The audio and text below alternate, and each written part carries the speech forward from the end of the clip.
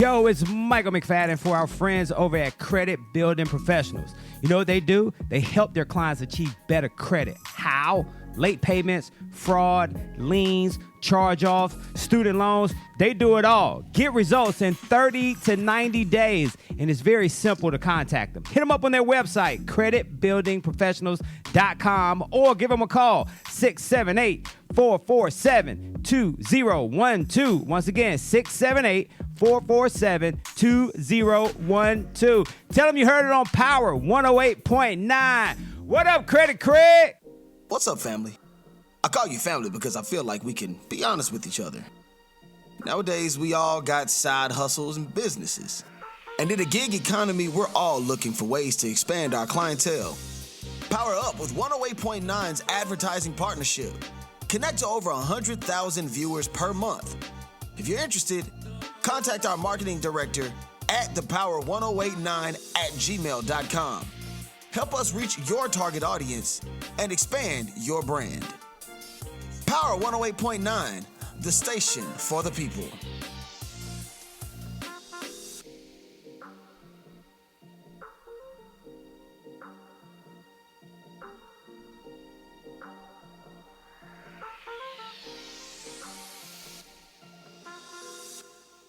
Keep up with Power 108.9 on social media. Can I find you? Instagram @Power 108.9 and Facebook. @Power 108.9. It's the exact same thing. It's at Power 108.9. Okay. Power 108.9, a station for the people.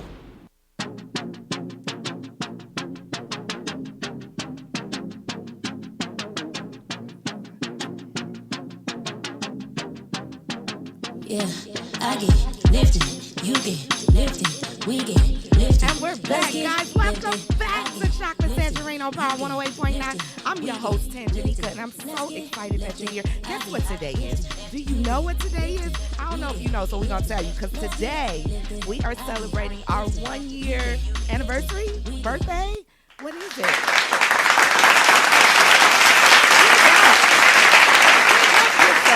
That's right. I'm so excited that this is happening because at this point in our lives, like, we have superseded all expectations at this point with the show. I'm so proud. I'm so happy. On this show, we cover all things cannabis, culture, and commerce. And if that's something that you're interested in, make sure you share it out, because we want to get as many people knowing about the show as possible. And we want to continue to grow with you. So I'm so excited. We got a great show for you today. Today, we're going to break down the states that are going to be legalizing in November. We're only a few short days away, guys, from the election. Thank God. And so it shall be over, okay? At this point, we just need everything to wrap it on up. All right? So we're going to pick our next president. And then I really want to be clear about this.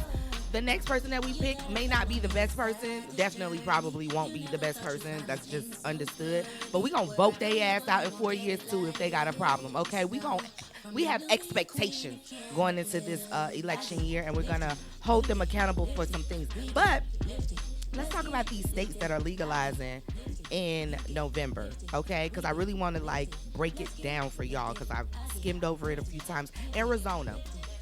I told you guys that they barely failed last time. Let's get more into this bill. It's called Prop 207, right? It's the Smart and Safe Arizona Act. I want you guys to know the name of the act. I want you guys to know what you're looking for on the ballot when you go in there to vote, because this is important. Prop 207 legalizes the sale and possession for anyone 21 and up in the state of Arizona. Arizona already has a medical program. They've been medical since 2011. So this is a big deal for them to allow 21 and up to be able to consume. You're going to be allowed to have 1 ounce of cannabis on you, and you can have 5 grams of concentrate. So think hash, think shatter, wax, all of those things, right? You're allowed to have 5 grams of that. You can do home grow in Arizona. This is a huge deal. You can have 6 plants at your house growing, okay, on your own. Like, you can, this is for you and your family or whoever. And they have a social equity provision in the bill that allows anyone that has a criminal record to apply for expungement. So that's a big deal as well. You guys, I really want you guys to pay attention to these states that are legalizing because the opportunities are really, really there to take advantage of. What it also does is it adds a 16% excise tax on top of the state's 5.6% sales tax. And let me tell you, as somebody that just got back from a trip to a legal state, the taxes are real. You have to pay attention to those numbers because on top of the sales tax that each state already has, some like I think it's like two that doesn't have a tax, but on top of that, you're gonna have a very expensive bill when you go into a dispensary. I just need you guys to know that. Okay, so let's talk about Mississippi as well. I want you guys to know about Mississippi because this is a big deal. Mississippi has two initiatives on the ballot.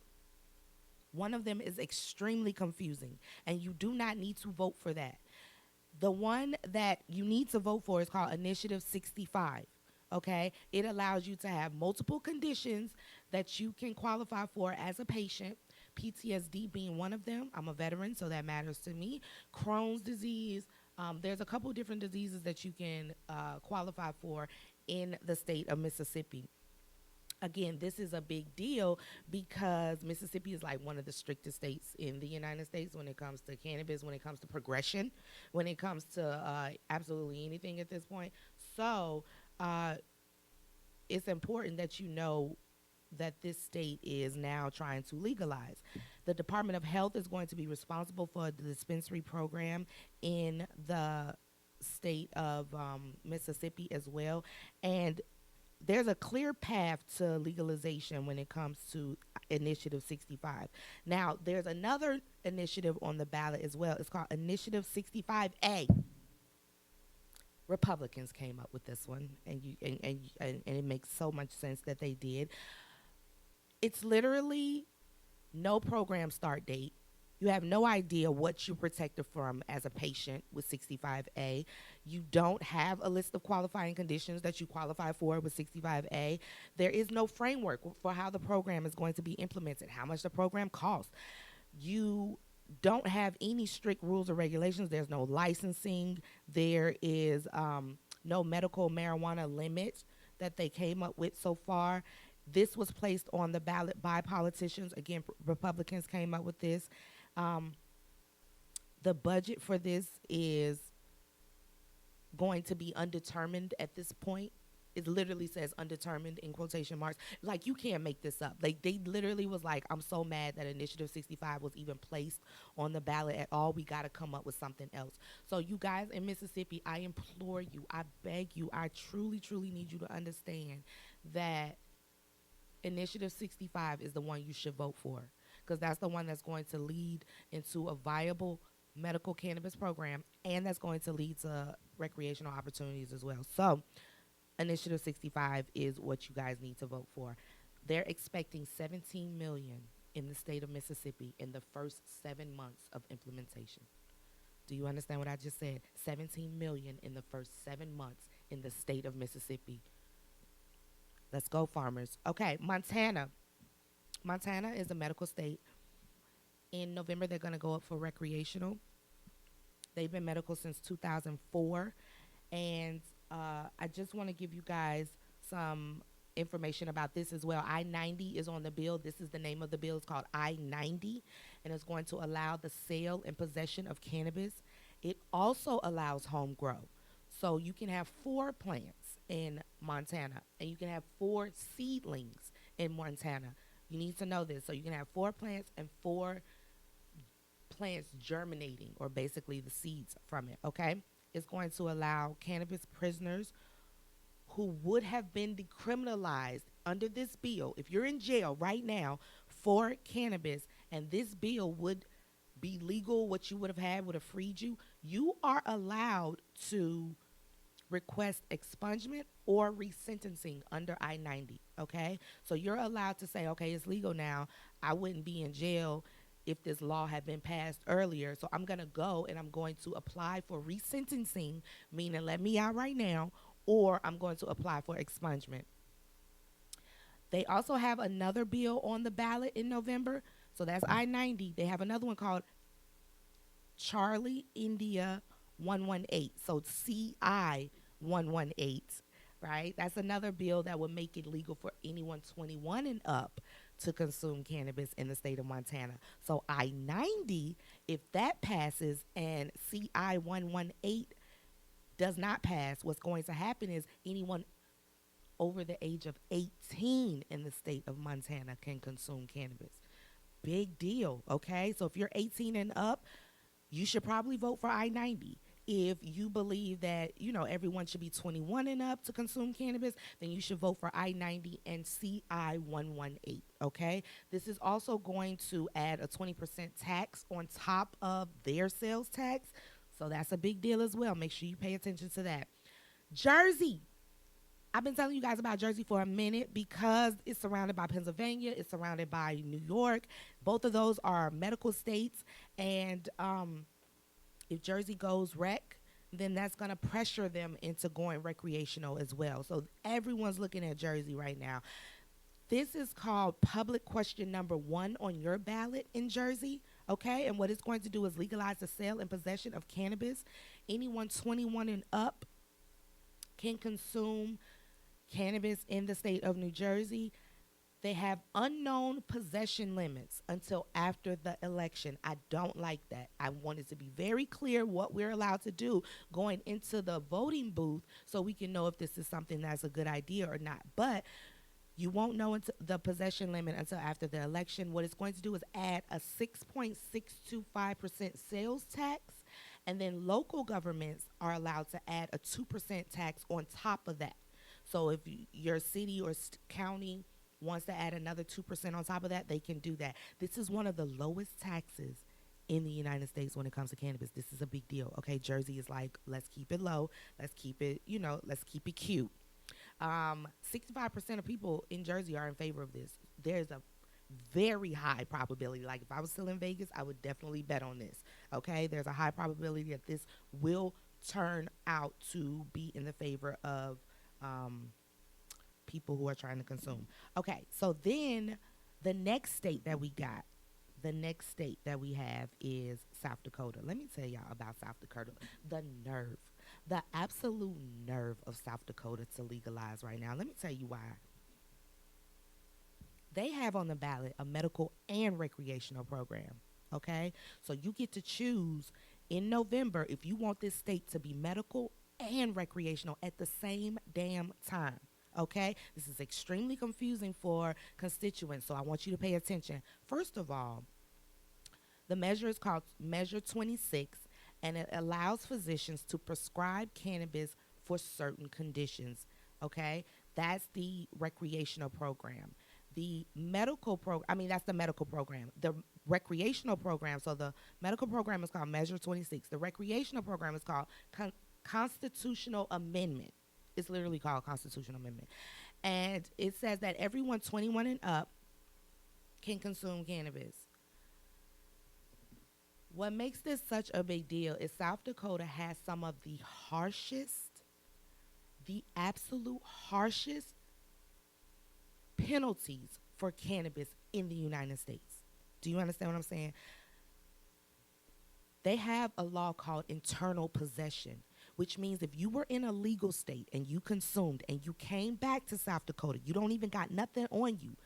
If you test positive for cannabis, you can be charged with possession. Make it make sense. Make it make sense. You have nothing on you. You literally failed a urinalysis, and therefore they can charge you with internal possession. You do have mandatory minimums in South Dakota, 1 year in jail, and a $2,000 fine for like less than a gram. Is really small amounts that you can get in trouble for. And if you have any type of concentrate on you, any type of wax, shatter, hash, any of that on you, 5 years minimum and a $10,000 fine, okay?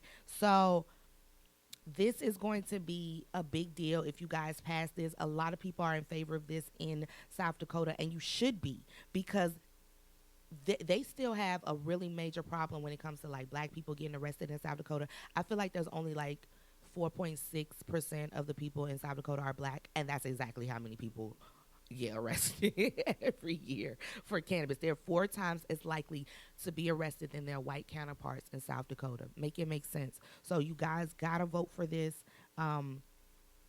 The attorney general has talked shit about this bill, so you know it's big. He said, like, you got to make sure that we pay attention to this. No, he said that about Montana. He was like, pay attention to I-90, and he's coming up with a lot of propaganda, but when you think about it, like, none of it has been proven to be true.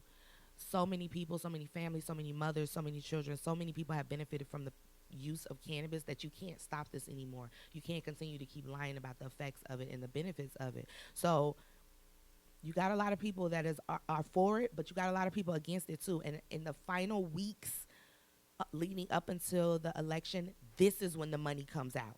Whatever side you're on, pay attention. This is where the money comes. Billionaires gonna say, I'm for cannabis, I want to put my money behind this. Or you got large corporations and people that will say, I can't have this legalized, and they will put their money behind commercials, advertisement, all types of propaganda. So make sure you pay attention and you read. There's nothing to stop you from going to Google and doing a Google search, okay? So we're going to take a break, guys. I hope that was helpful. We're going to come back and we're going to make sure you guys know more about what's going on in the next legalized states. Welcome to Chocolate Tangerine on Power 108.9. We'll be right back.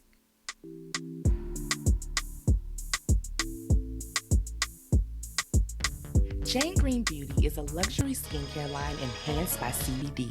CBD is 100% legal and it won't get you high. What's so great about CBD is it's the perfect balance of nutrients to moisturize your skin, and it's anti-inflammatory, so it helps reduce swelling and puffiness, leaving you with a youthful glow. Jayn Green Beauty is bold. Jayn Green Beauty is opulent and decadent, and I promise you, if you try it today, it will be your new favorite skincare regimen. Try our full line of Jayn Green Beauty products today.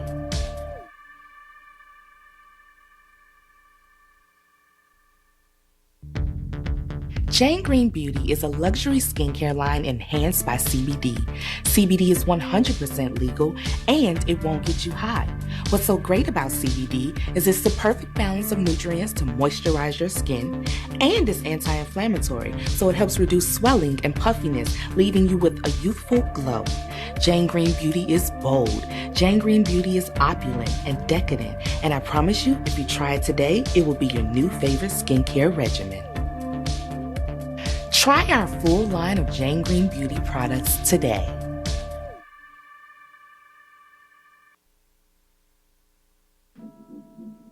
Yo, looking for a new house?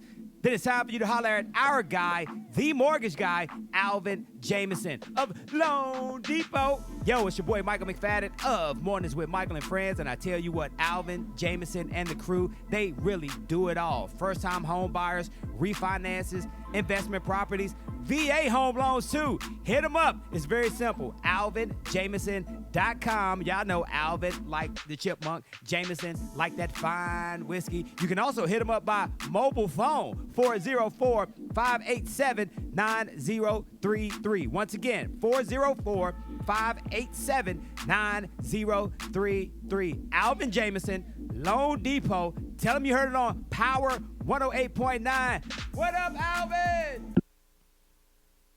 One time I took a swim in and out. And we're back, guys. Welcome back to Chocolate Tangerine on Power 108.9. I'm so excited that you're here. It's our birthday, our anniversary. It's one of them celebrations. We celebrating today. We got a cake and everything. I can't wait to cut it. I'm so excited. Chocolate Tangerine is literally like a manifestation of me wanting to be able to educate on a larger level, me wanting to be able to have like an actual podcast where people tune in. And it's like Power 108.9 literally fell into my lap. It was one of those things where I manifested this. I was talking to my producer, Michael, and I told him, I was like, don't forget about me, or something I said to him because we met at a random event. And he texted me and he thought I was somebody else. He literally thought I was another person. He's like, welcome welcome for your new show on Power 108.9. And he was literally texting me a whole bunch of information on how to park, on how to like get into the building and everything. And he was like, finally he realized what happened. He's like, oh, wrong person. I was like, you never know. That's what you think. No, don't even worry about it. I'm about to have all this information sent to me again because it's going to be for me the next time. And that's how it happened. I really was so happy when I joined the team, and I truly, truly feel like this is a family. I truly feel like I'm going to grow here. Like, even just looking at the first episode until now, looking at the visual quality and how we've grown since then, looking at the subject matter and how I've literally put time into this. And, you know, I can tell the difference between a show that I've practiced for and a show that I didn't.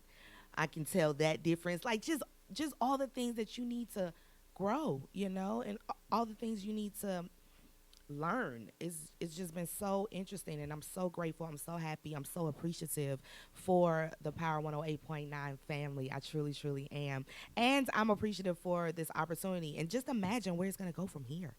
Just imagine. So I want to tell you guys about some good news because I think this is so awesome. As a veteran, I got into the cannabis industry because I came back from Iraq. I did 2 tours, and I literally came back different, right? My family knew it. Everybody told me. They was like, Tangie, you are like not the same. So I recognized it immediately, and I'm so glad that I have cannabis, and I'm so glad that I'm able to tell people about it because I truly believe in the power of it. And I want to tell you guys about Missouri. Missouri did something really dope, and I think that, like, I just truly don't understand why each state is making it so hard and so difficult. Like, number one, you know that the war on drugs was some bullshit, so just let everyone out of jail. Number two, you know cannabis has been beneficial since 80 plus years ago. You know, we have the data and the facts from it. So just give everyone access, right?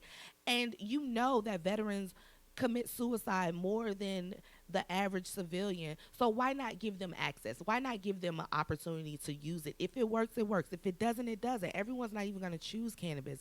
But for us to continuously have these conversations is just mind-blowing to me. So Missouri put their money where their mouth is, basically. And they sent $2.1 million in medical marijuana revenue to military veteran health programs. They sent this money already. So let me tell you about the program. Missouri has a provision in their law, right, that when the people voted in cannabis, they said, okay, they did this in 2018, and they said that it's going to route some of the state's cannabis revenue after expenses to a veteran commission. They literally put this in the law. 4% of the tax is taken at the dispensary. So they have a 4% sales tax. And then it's so far they've already collected millions of dollars from the licensing fees and the registration fees. Millions just from those two alone. Mind you, in Missouri, not one thing of cannabis has been sold. They haven't even gotten the dispensaries up yet. So all this money that they've collected is simply from licensing and registration fees. So because they have this already, they've been able to send $2.1 million to these veteran health programs for education, for treatment options, etc. So I'm really, really happy about this. Now, mind you, they've collected $1.3 million already. $1.3 million has already been collected and given out in legal fees. Can you imagine? So a lot of people sued once the Missouri program was enacted because they said that it was unconstitutional, the way that they picked the winners wasn't fair, and that happens in every state, so that's not rare at all. That people who lose are pissed because they didn't put in this application fee and it's non-refundable, so I completely understand. So they have 853 lawsuits. 785 of them have still been up in the air. Like, they have no idea what's going to happen with 785 lawsuits in the state of Missouri. Make it make sense. That's crazy. So I want you guys to know, like, when you get into the cannabis industry, it's always going to be something. It's always going to be, like, maybe an obstacle that gets in your way. But because of the revenue opportunities, what I've learned and what I've recognized and noticed is that this is going to happen regardless. The states need the revenue, they need the money, especially since COVID and Corona shut everything down. I'm traveling like, okay, so I just did my first trip since COVID. And I'm so excited and so glad that I did. So Jayn Adidiji in Massachusetts. He is the youngest black cannabis dispensary owner in the United States. Young, dope guy. I love him to death. So I went to his dispensary grand opening in Athol, Massachusetts. Bumfuck Egypt. Okay, don't know where this is. No one knows where it is. But when I tell you he has so much traffic, he's on the main highway street. He has so much traffic. He's right across from a post office. He's in a town that's continuously, like, I'm looking at the town, I'm like, oh my God, it's only gonna grow. Like, I see the potential. I see the opportunity that he has, and he picked it, like, it's like an hour or something outside of Boston. And so the opportunities are really, really there. And so when I tell you things are still happening in the cannabis industry, I'm not joking when I say that. I left there and I went to Vegas. Vegas is an adult use state as well, 21 and up. You can go in. I went to Planet 13, the most dopest dispensary that I've been to in a long, long time. And you know your girl has been to some places, okay? When I tell you the customer service was on point, it was streamlined, it was effective. When I was greeted when I walked in the door by the most amazing black woman who had great energy. And she said, if you have any questions, ask them. They text me when it was time for me to go up to my time in line. It was just, everything was so efficient and so tech savvy as well. You could walk around the floor, and the flow of it all, very feng shui-ish, like very sexy a vibe. You had your edibles, you had your concentrates, you had your flour, premium, top quality flour. You're looking at 60 and 8th in legalized states, and that's literally on the low end. Honestly, you can go up to $75, $100 an eighth, depending on what the THC content is and how popular that strain is, etc. So I was, I done spent a gang of money. I'm gonna actually do that probably on the next show, but I know at one I spent like $600, and then another dispensary I spent another $400. And then, it adds up so quickly. Like, you thinking, like, I just want this, I just want this, I just want this. And then for that plus the taxes, that's why you have to know what the taxes are in each state. So I say all this to say I'm just leaving two medical and adult use states. And when I tell you the opportunities are there, even in Vegas, even in Nevada, the property value is going down, so people can go out there and buy real estate and property. The opportunity to grow is there because casinos might be dying out. You never know, especially with COVID, people being in such close proximity to each other. Think about what this new world is going to look like. Think about what this new way of traveling is going to look like. Is it going to be more smaller, confined groups of people that know each other, that want to experience something together, as opposed to a hotel full of strangers that you don't know? Think about how people are going to feel going into the future, and that's going to help you figure out your plan, figure out how you're going to move forward in this industry. I'm truly excited about it because the opportunities are really, really there, and I want you guys to pay attention. So we're going to take a break really quickly, and we're going to come back, and I'm going to talk to you more on Chocolate Tangerine on Power 108.9 because it's our birthday.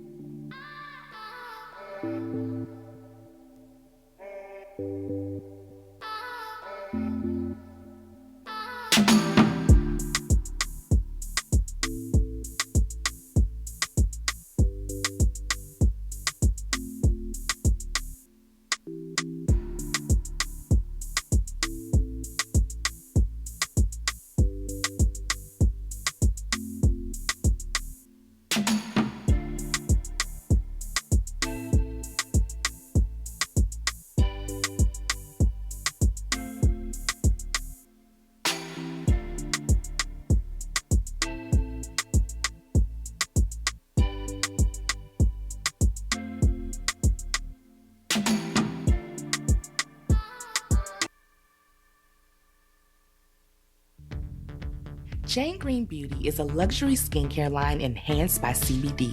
CBD is 100% legal and it won't get you high. What's so great about CBD is it's the perfect balance of nutrients to moisturize your skin, and it's anti-inflammatory, so it helps reduce swelling and puffiness, leaving you with a youthful glow. Jayn Green Beauty is bold. Jayn Green Beauty is opulent and decadent, and I promise you, if you try it today, it will be your new favorite skincare regimen. Try our full line of Jayn Green Beauty products today. Tired of all that baloney they force feed you on social media? Yes. Then get connected to Power 108.9, a station for the people.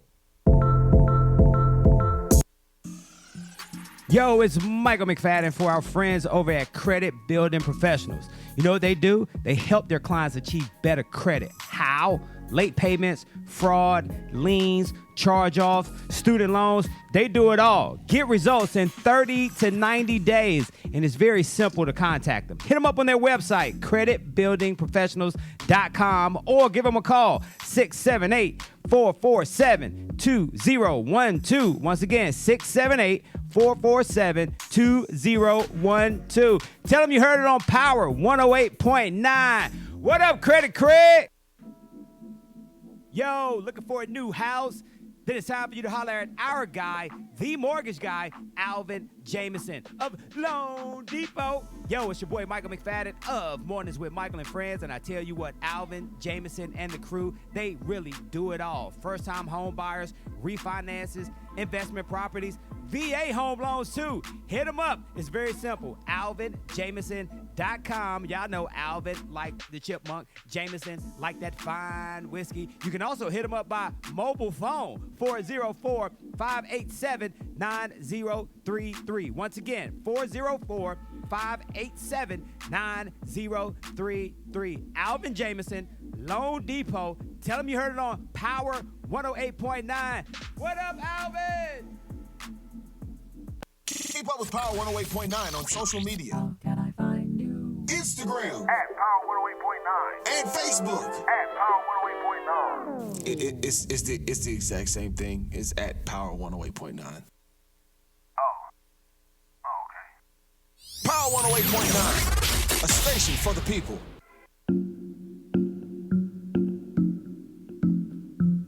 And we're back, guys. Welcome back to Chocolate Tangerine on Power 108.9. I'm so excited that you're here. Let me tell you, it's our birthday, okay? Did you know it's our birthday? It is our 1 year anniversary of Chocolate Tangerine. And we have been on air a whole year. And we've been able to make that thing happen. We've had some amazing, powerful guests to come grace us with their presence. And that's what I love about it. Like, I know some dope people. Like, I truly, truly do. And I've been able to get them to come on here and share their expertise and let you know it's not just me in the cannabis industry talking about this. There are more people that look like me that are experts in this field, in their particular lane as well. And they've been able to, overcome some certain barriers that I haven't, like dispensary owners or workbook creators or investors. We've had people on here that have been able to tell you about some dope things. And the next year is only going to get better because we have a lot of people coming through the state that are going to take advantage of coming on Chocolate Tangerine and talking about the things that they got going on. And I'm so excited about this because I met another person at the dispensary opening that has his own software, and he's going to streamline it and make it easier for consumers to be able to, or dispensaries and consumers alike, to collect data. And data, I talk about this all the time, data is such a big part of this industry because we have to know a lot. We have to know why people are consuming, what they're consuming with. We need to know where they purchased it from, where did that dispensary get it from, like how did it get to that dispensary? Was it a licensed person? Was it grown ethically? who is the grower. So all of these data matters. How old are these people? What is their ethnicity? What's their religious background? What ailment are they using this for? And all of those data points matter, and they add up. And so big businesses will buy this data from you because they need to know how to market and advertise to their patients, to their target audience that you have the data on. And so I definitely talk about this a lot when it comes to the cannabis industry. You don't have to touch the plant. You don't have to have a dispensary or a cultivation. You literally just need to know where to get in, how to get in where you fit in. That's basically it. You need to know what opportunities are going to continue to grow in the future. You need to know where to go, and if your state is not allowing you to do that, you need to go to a state that does. And so I truly want you guys to know the opportunities are there, especially with the legalization that's coming on board now. And I want to tell you even more. Look, I ain't even saying it right. That's hilarious. I want to tell you about a better opportunity. So we're going to take a quick break, and we're going to come back because I got a special guest that's going to tell you about an opportunity that's happening in the state of Oregon that you don't want to miss out on. Okay? We'll be right back on Chocolate Tangerine because it's our anniversary.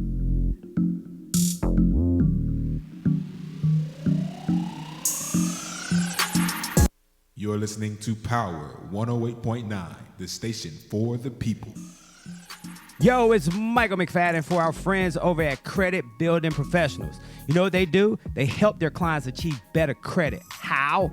Late payments, fraud, liens, charge-offs, student loans. They do it all. Get results in 30 to 90 days, and it's very simple to contact them. Hit them up on their website, creditbuildingprofessionals.com, or give them a call, 678-447-2012. Once again, 678-447-2012. Tell them you heard it on Power 108.9. What up, Craig?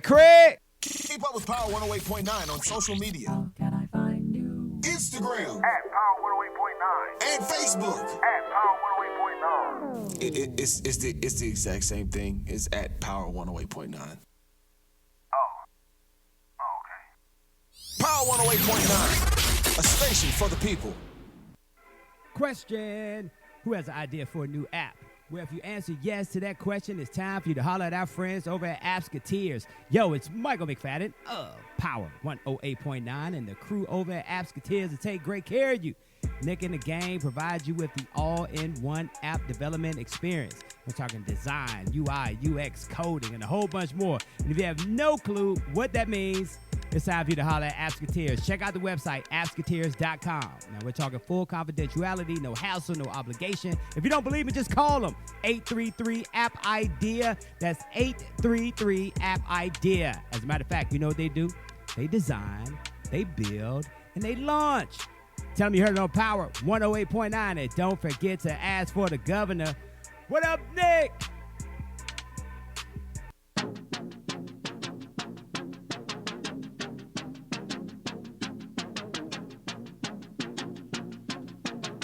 And we're back, guys. Welcome back to Chocolate Tangerine on Power 108.9. I'm so excited that you're here. It is our anniversary. We've been alive a whole year, right? We have not fumbled it up. Like, we have had an amazing year. I'm so excited. We've had some dope guests. We have some dope guests in the building right now, okay? And they've been on the show before. I'm so excited that they're here and that they're back because they got some big news to share. So we have in the building Ice Dawson. Woo, woo, woo. Yes, come through, Ice. And we also got Dashita Dawson in the building. Hey, boo. Them Dawson girls, how y'all doing? Happy birthday. We're doing good. Happy birthday, yes. This is Happy amazing. anniversary. It's our anniversary. And as y'all been on the show before, have y'all seen the growth? Yes. Yes. Yes. Yes. We Doing love it. I'm so excited because y'all have been on here before, and I think y'all were here in the early part of the year when I first started, and the room was different. We had a different setup. It was just dope to see y'all come back and you see the progress that we've made. Yes, that's what it's all about. And that's what gets me excited. Real Yes. talk. I love these earrings. Oh, Come through, thank you. earrings. Thank you. Okay. Thank you. Okay, so let's get into it. So y'all are here because I wanted to talk to you because Oregon just dropped something amazing. It's the 2021 Social Equity and Educational Development Grant Fund. And I just want to read this snippet because it was really important to me, and I was really excited because this is what they broke down. It said the Seed Grant Fund purpose. The Seed Grant Fund aims to aid, strengthen, and serve restorative justice, community reinvestment, and wealth creation in Black and Brown communities, which have been disproportionately impacted by over 80 years of cannabis prohibition laws, cannabis policies, and disparate cannabis-related arrests, convictions, and sentencing have had life-altering and intergenerational consequences for these specific communities. The grant fund is one small step for the city in acknowledging and addressing the decades of harm caused to Black, Indigenous, and communities of color by cannabis criminalization and stigmatization. You better Station it up. You better wrap it up. Listen, that's why this is what we doing, right? It's what I'm saying. It gave me goosebumps hearing you say it because when I do the Seed Grant Fund info sessions, I read that on purpose because I know there are a lot of people that I'm educating, and that's a 10-page funding opportunity announcement. You could tell we've been doing this and you've been doing this because that's what you picked out of 10 pages of information. So you know. I knew exactly what I wanted to read on air because I was like, this is exactly what it means. You know, and this is like not even $5. We talking about $1 million. So please, Dashita, tell them about the Seed Grant Fund that you're in charge of. Yes, no. So I don't know when we came the last time. We wasn't doing this. No, we wasn't. No, I mean, I'm still doing what we were doing, but we had just kicked off the book tour. Yep. Sharing Success in Cannabis book tour. And then COVID hit. Like, we had a great time here, and you were the co-host. We were literally just talking about how we could take it on the road. Yep. And we already had 15 cities, and it was becoming a thing. And shout out to Alpha Kappa Alpha. We were about to be at Boule. It was about to be a big deal. And then COVID hit. And when COVID hit, I had already put my name in the hat for this role to oversee the cannabis industry for the city of Portland and Oregon. So I am sort of the head cannabis regulator for the city. And the city is the largest cannabis industry municipality for the state of Oregon. Nice. And listen, I'm not going there and being by myself. I was going there because I wanted to work with Dr. Rachel Knox, Jeanette Ward. There's some really powerful women of color that were already doing it, and I had been talking about it for a while. So put my name in the hat, and COVID happened and, shut down the book tour. We were kind of reorganizing to figure out what we need to do. Thankfully, we were already doing She Blaze. We were already in Zoom. We were already there. So it wasn't like, oh my God, what do we do? But then this job, they actually selected me for the position, and I started in May. I've been remote the whole time. I haven't met my team, but they know my energy just on what that is. Yep. And I came in, we found out that the police department was getting 80% of the cannabis tax revenue, or the public safety area. That's police and Department of Transportation. And we were doing a grant within the office. So again, City of Portland already had a vision there, was a foundation. I wasn't going to go in and have to be like, nope, you need to go. Yeah. I inherited a team of 7 that already got it. Nice. They just really needed someone who had more strategic planning and execution experience on a big level, because we got a lot of people that we got to work together with to get it done. And it's been awesome. I do not feel like I'm doing work. This is par for the course. This is what we do. And yes, so George Floyd happened. We got an additional allocation from it that they had taken from the police bureau. They had another 1.9 million that they've taken from the police bureau that they're doing a participatory budget specifically with all of the Black and Brown led organizations called Reimagine Oregon, and they're going to get that 1.9 plus another 1.5 from the general fund that came from the police bureau together to do some sort of participatory budget. I'll be a part of it to help facilitate and to monitor and measure it, but they're running that chunk, and then ours is the 1 million. And I was like, okay, how do we do this and make sense? We're giving people money in the past, but they are not succeeding because there's still technical assistance. Working with the government is really hard. So of the 1,800,000 is going into the grant fund, and that's true grant. And you're reading why and how, and I hope people really bring the ideas. We want to do new initiatives. You don't already have to be established. In fact, that we encourage coalitions. But then the 200K we want to give to vendors who are Black and brown vendors who are already like doing some business and understand how the government works, but they understand business fundamentals and they can help grant recipients really navigate. And I think you can give people money, but you can also give them revenue. Having a contract with a municipality already on the books means you can go to outside your state to another place. You're now setting them up for not just the money that you're giving them in the contract and the work they're going to do, but having an ability to go elsewhere. We know that from our own experience. So I just wanted it to be more like a portfolio and us be smart about how we're reinvesting back into our communities. Because we're at different levels. Some of us are entrepreneurs. Some of us need reentry support, you know. I agree. And I love that that there are 3 different categories that you can apply to. Basically, you have the education one, you have an entrepreneurship and economic development, and then you have expungement. So can you talk about like what you're looking for in those different levels? Sure. So those are what I call priority guidelines. We have always in the past expungement or criminal justice activities. That's really where we've done the bulk of the grant making in the past 3 cycles. So this is technically the 4th cycle of cannabis grants, but it's the pilot of the social equity and educational development, or SEED, grant fund. I had to brand it. Why? Because sometimes when you one, that's what I do. That's exactly what you do. Okay. But 2, you also realize that in order for the non-cannabis users, people, there's a lot of canophobia in Portland, despite it being potland, right? I'm sure. To get them on board for what they voted on, because they voted for this money to be used like this, they needed something to grab onto. They needed something to tack onto. And it was being called cannabis grants, sometimes cannabis social equity. It was confusing. And seed grant is like, they don't even have to think about cannabis if that's what they want to make it for themselves. Some people are still fearful, didn't have anything to do with it, but it means something when you break it down. But education was the first one. The previous one was focused so much on criminal justice, and we still really need that, and that will always be some of the core. But what about when someone gets arrested?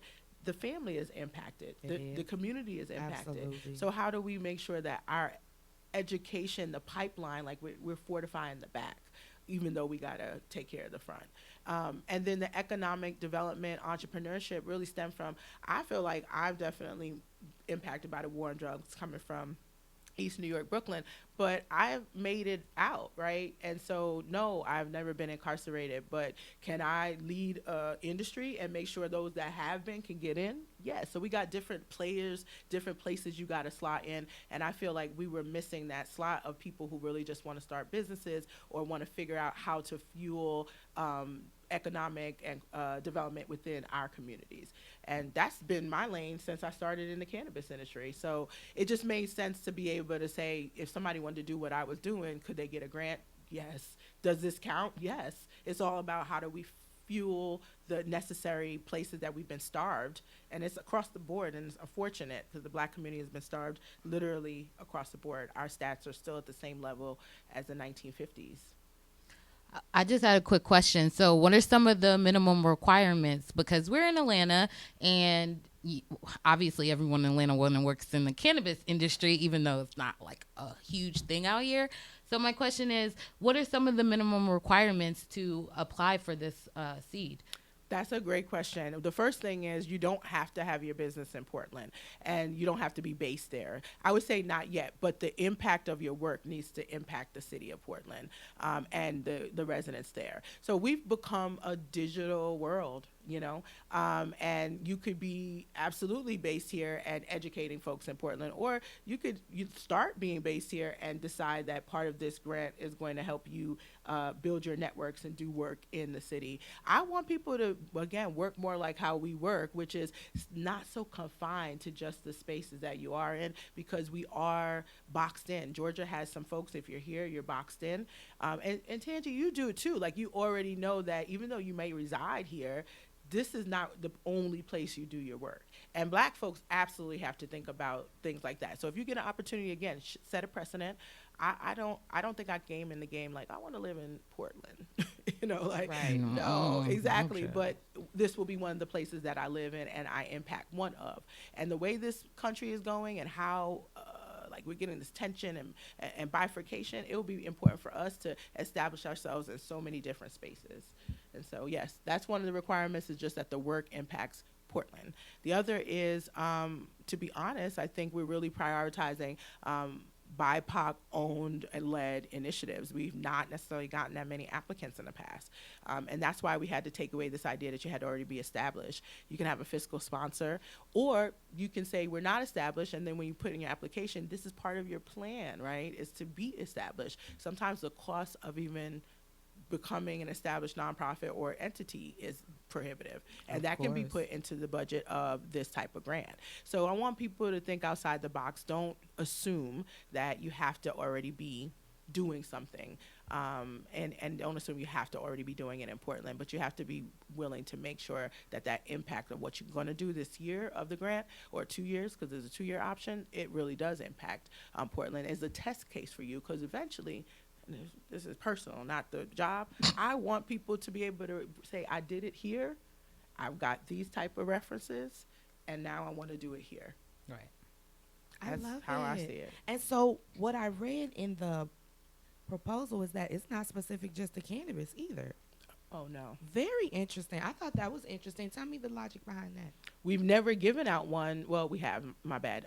We've really never focused on it. Like I said, we've focused in the past on criminal justice services, reentry housing support, job placement, expungement, like direct expungement. But we know with there's a cannabis equity bill that we're working on for the state of Oregon. Some of the best work I've ever done in the industry. I'm very excited, and I cannot wait to come back and tell you about it when it's dropped. Okay, but I do feel like we're going to carefully take care of the expungement piece of it. And so I felt like we were too wrapped up there. We're also recognizing when we talk to more and more, especially 55 and older, 60 and over, these are people that served their full time, right? And now maybe they've even been out of jail for 10 years plus and have sort of figured out how to get past some of the detriments of all that experience. They don't necessarily want to be in the cannabis industry, but they might want to be, I want to open my own barbershop. Like I want to open up my own whatever, but it's not cannabis. I don't think rectifying the harm is the assumption that maybe brother man who got picked up at 35, spent 15 inside, and now he's 65, wants to actually go back to what he was doing when he was 35. Interesting. No, he doesn't. But I want to help him too. So I've got to find that flexibility and option. I love it. At first I was like, what? I thought this was specifically for cannabis, but the way you just explained it, that makes sense to me. Like, I love that. I love the fact that they don't have to necessarily be in the cannabis industry, but they can still benefit from the seed program. They should. Okay. He served his time, and honestly, I feel like that example is more often than not. If we think about the baby boomer age, some of them are trying to get in the cannabis industry. Shout out to Patricia, the canna boomer. Shout out to our aunt. But that's not the life for everybody. And if they've actually, in my opinion, bear the brunt of the earliest years of our draconian laws, we've got to figure out, that's me covering the front. I love in my opinion. That is, and so it seems like everything was thought of. So can you tell them how to apply and the deadline? Yes, the deadline is coming fast, y'all. So round 1 is only a 3-page application. I promise you. It is not something that's going to take you like forever to do, but you will have to put some time into articulating what the vision is. You need to apply by Friday, October 30th, by 5 p.m. PST. And so that's 8 p.m. EST. And it needs to go to email SEED, SEED, at portlandoregon.gov. That's SEED, SEED, at portlandoregon.gov. You can. We need to drop in the comments where the link is for flying. We're going to put the link in the you comments so you too. can We did that click well. on it. We're definitely going to do it because I don't want you guys to miss out on this. I high-key was going to apply myself. Like, You should. I was definitely, Yeah. because got all the paperwork. Your girl is ready. I'm sure you are. And in fact, that's what I would encourage. For Oh, sure. my goodness. Okay, so let's pivot just a little bit. Let's talk about She Blaze, because y'all are some of the people that I see literally in the industry still keeping up with everything, like still making sure you're on top of legislation, you're informing people. You have a mostly women-based audience. Is that correct? Well, you know, I'm very attractive, so I got a couple stands out there that are male. You know what I'm saying? But yes, we come from a woman's perspective, and so it's really girly, really pink. That's me. We actually did a special episode called "Get Your Civic Life" with my sister Dashida and Imani. It felt like, you know, the Imani and Dashida feature night show, but it was really dope. They have a lot of experience being activists on the ground. Imani, I work with her too, but she has a communications firm and she works with municipalities, government. She's MWBE certified. So we get a lot of money from the government, literally. And so I thought that she could really explain to people why is it so important to get your civic life, understanding government structure, lobbying, grassroots advocacy, and then we wanted to focus on cannabis advocacy because there's a lot of states that are voting on cannabis in this upcoming election, and there's some trickery going on, some trickerization. Let's talk about it. What are y'all opinions on it? I talked about it early in the top hour, but let's start with Jersey, because y'all are Jersey people. Like, let's start. What are we thinking about the real? Like, let's talk about for real. What do we really think about it? We think that Jersey messed up, and the fact of the matter is, this is the contingency.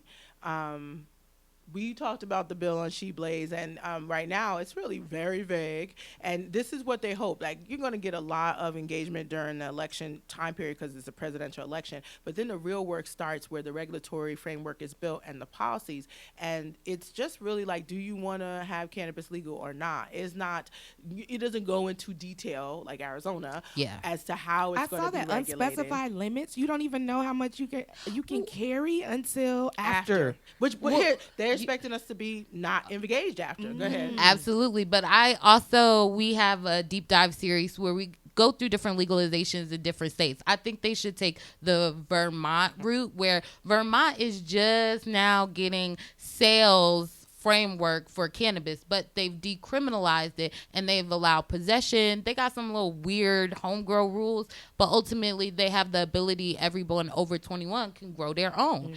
Once the framework's in place, that's still there for them. But this is how they're building revenue for their state with cannabis legalization. And I think Jersey needs to kind of come from that perspective because it takes a long time to do these little governmental frameworks. Like, I don't know why they was like, let's just vote it in and then we'll change it after. I was like, do you know how long change takes? Like, stop playing with me. 30,000 years. Exactly. We still, I mean, Sam Cooke, I don't know. That song's going to still be around for a minute. I've been talking with it. I just said that. Yes. I've been talking about it for a minute, but she's right. The framework in Vermont is probably the smartest way that you would set it up because, one, you disarm your consumers as well. When we open a market in Georgia, you think people are going to be running, black folk going to be running to a dispensary? No, because we've been hunted because of the smell. And that means you have a couple years before you start to see even any real traction in the legacy market for real crossover. Well, now that's not the case in Vermont. They've been decriminalized for a few years. Folks know, oh yeah, I actually can have this on me. And now they're starting to open up their actual retail sales. But yeah, people are so afraid of allowing us, by us I mean black and brown folk, to just be able to have weed. Right. Like, it's bottom line, period. Like, just to carry it, like, it's so ridiculous. Okay. Arizona, 2 minutes. Like, what are we thinking? Arizona's good? They got a lot of big business behind them, big money, big paper, big problems. Okay. So, as specific as it is, it's really going to hold you to those lines. Yeah. And no real equity framework. I saw that. We were there in 2016, and honestly, it hasn't really moved forward that much, but I will say they do have a pretty good tax situation. It's fairly low, and they are aware that you need to be home growing, and that's in there as well. It is in there. I saw that. Okay, South Dakota, harshest in the state, in the country, harshest laws in the country, got the nerve to legalize medical and recreational. We good at the same time. At the same time. The gag is that your adult use legalization cannot pass without the medical marijuana. So good luck to that. I think they should focus on medical marijuana. Yes, I don't know what they're thinking here. They're like 2 for $1, like everybody. No, that's not how you do it. Buy one get one 50% off. And I just be like, who be in charge of this? Like, who Who comes up with Not it? us. You guys, please tell them where they can find you. I want them to make sure they follow She Blaze. Where can they find She Blaze at? Follow us on Instagram and Facebook as She Blaze. And you can find us at thewehead.com/She Blaze. That's right. Listen, my guests only had a few minutes, but they came through with the power. I love it. I love it. I love it. It's our birthday. We're going to go off air, and we're going to cut this cake. I'm so excited. You guys, I love you so much. I want the best for you. Whatever you think is best for you. I'm going to close out with Tangie's thoughts. I want you guys to be kind, okay? Be considerate, but be careful. Be about your coins. I know what choice feels like. I know what comfort feels like. I know what a strong companion looks like. I know what other countries smell like. And I know you can too. And I know cannabis can help you, whether it's mentally, physically, or financially. And finally, it is not conceited to brag about your capabilities. And with that, my name is Tangerine. I'm the CEO of Jayn. And I am a Marine Corps veteran. I'm an international public speaker. And I may not be nothing to you, but I'm the shit where I'm from. Okay? I love you guys so much. Thank you guys for joining us on Chocolate Tangerine on Power 108.9. We'll see you next time. You be a queen of cannabis. I get lifted, you get lifted, we get lifted. Let's get lifted. I get lifted, you get